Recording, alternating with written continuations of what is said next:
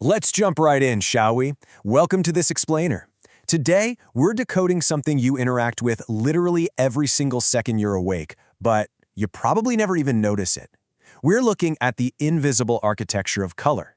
We're going to explore how the basic physics of light are actively manipulating your perception of both physical and digital spaces. Honestly, by the time we wrap this up, you're never going to look at a screen, or even a painted wall, the exact same way again. So, think about this for a second. Why do some websites feel like a chaotic, completely cluttered room, while others feel like a deep breath? Well, when you walk into a room or load up a web page, your brain actually processes the color before it processes the furniture, the text, or the images. It's an instant, totally subconscious reaction. Most of us just think color is about aesthetics, right? Like a simple decorative choice. But our source material today from Silthium Design reveals that this is just way off base. Right now, as you're looking at this, your eyes are having a physical, biological reaction to the colors being displayed. Color isn't just pretty, it's an architectural tool. It actively shapes your experience.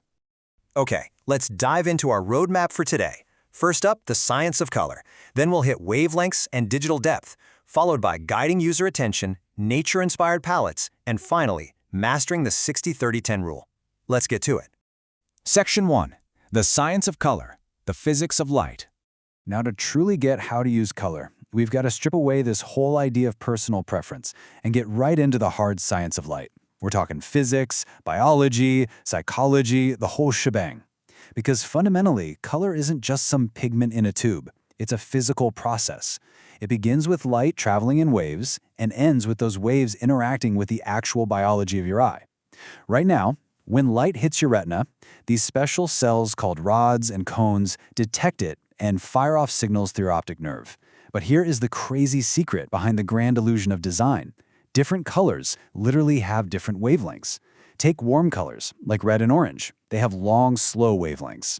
To focus on these, the lens in your eye actually has to become slightly rounder. It physically changes shape, and your brain interprets this tiny muscular action as a sign that the object is close to you. So, warm colors physically appear to advance. They jump right out at you. They feel super energetic. On the flip side, cool colors, like blue and green. They've got short, fast wavelengths. To focus on them, your eye's lens has to flatten out.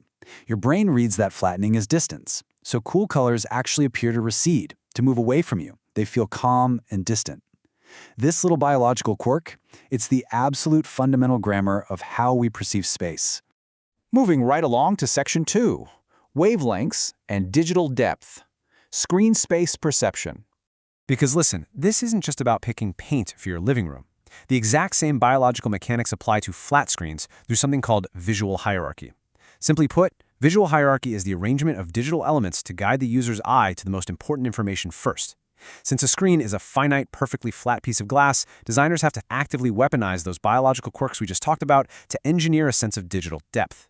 By manipulating those advancing and receding colors, they are literally pulling and pushing your eyes all across your monitor. Section 3. Guiding User Attention, UI Mechanics.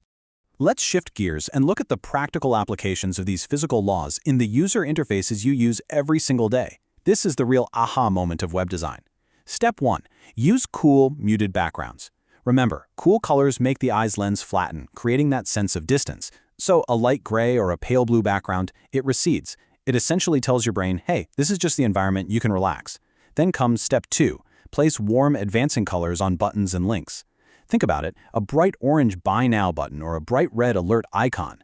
Because those long wavelengths force your eye's lens to round out, that button physically feels closer to you than the background. It pops right off the page. It feels tangible, urgent. You aren't just clicking that button because it looks pretty. You're clicking it because the physics of the light wave hijacked your visual hierarchy and pulled your attention right to it. Wild, right? But, it's not just about the colors themselves, it's also about the space between them. White space, or negative space, is essentially the open floor space of a digital room. A web page that's just absolutely crammed with text and images with zero white space, that triggers real digital claustrophobia. It's the digital equivalent of trying to have a deep conversation in a packed, noisy elevator. By cranking up the white space, you allow the elements to breathe. Just like in a physical room, it makes the whole layout feel organized, open, and calm. Combine that with those cool receding backgrounds we mentioned and plenty of white space, radically improves your ability to read and absorb content without feeling stressed out. All right, Section 4, Nature-Inspired Palettes. Evolutionary psychology. We've talked a lot about the mechanics, but let's pivot to evolutionary psychology for a minute. Because our reactions to these digital spaces aren't just mechanical, they are ancient. Enter biophilic web design. This is the practice of utilizing a nature-inspired color palette to make a digital interface feel more intuitive, calming, and familiar to our subconscious. As humans, we're inherently drawn to colors and patterns that mimic the natural world. When a website uses these palettes, it directly reduces the cognitive load on your brain. It basically swaps out digital stress for this deep subconscious familiarity. The crucial point here is captured perfectly in this quote from the source material. Our innate understanding of an open, blue sky or a dense green forest directly informs our modern space perception. Think about that for a second. When an app or a website uses earthy browns, leafy greens, or watery blues, it instantly feels more trustworthy and relaxing to us.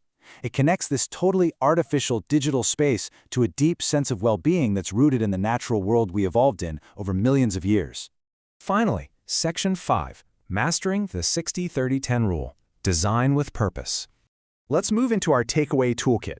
I want to empower you with a super simple, time-tested rule so that you can become an active architect of your own digital and physical environments.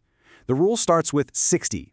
60% represents your dominant color. This is the main color that sets the overall tone of the digital room.